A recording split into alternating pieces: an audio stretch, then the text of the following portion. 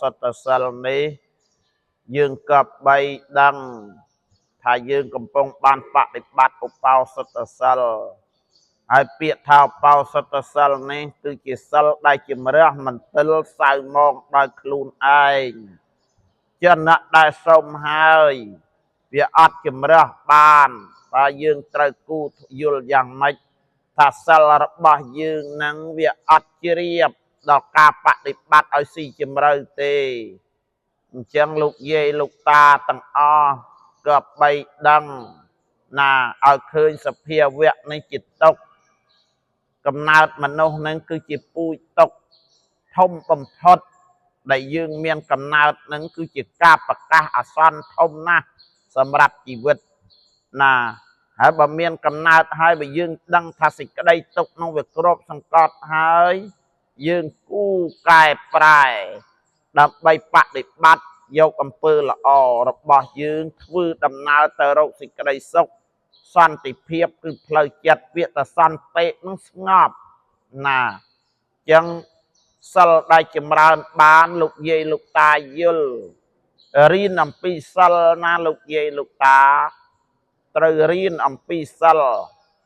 តើសិលនឹងមានអត្ថន័យនៃជីវិតយ៉ាងម៉េចដែលយើងបានបដិបត្តិជាប្រចាំនេះបើយើងគ្រាន់តែមកសូត្រជាទំនៀមទេវាបានត្រឹមធម្មតានឹងឯងណាអញ្ចឹងយើងត្រូវរៀនឲ្យវាយល់នៃការបដិបត្តិហើយពេលលោកយាយលោកតាយល់ទៅណាសិលមានជីវិតណាស់ទោះបីគេយកមាសប៉ិនដងទុំពេជ្រប៉ិនដងទុំមកដូរក៏ដូរអត់បានដែរមានតម្លៃណាស់ហើយសិលនេះណាពេលដែលយើងយល់ពីការបដិបត្តិទៅណាផ្អែមជាងទឹកឃ្មុំទៅទីពីរោះណាស់មានន័យណាស់រសជាតិណាស់ដែលដកចិត្តពីជីវិតអត់កើតក៏ប៉ុន្តែយើងអត់យល់នេះវាដូចជាធ្ងន់វាដូចជាពិបាកដូចបង្កភាពណាមិនល្អដល់ខ្លួនចឹងបានអ្នកបដិបត្តិឧបោសថសិលនេះក៏បីយល់ជាមុនថាសិលនឹងសំខាន់ណាស់ដែលធ្វើឲ្យកាយវិជ្ជាចិត្តរបស់យើងស្ងប់អ្នកដែលអត់សិលណាកាយវិជ្ជាចិត្តគឺអត់ស្ងប់ទេលោកយាយលោកតា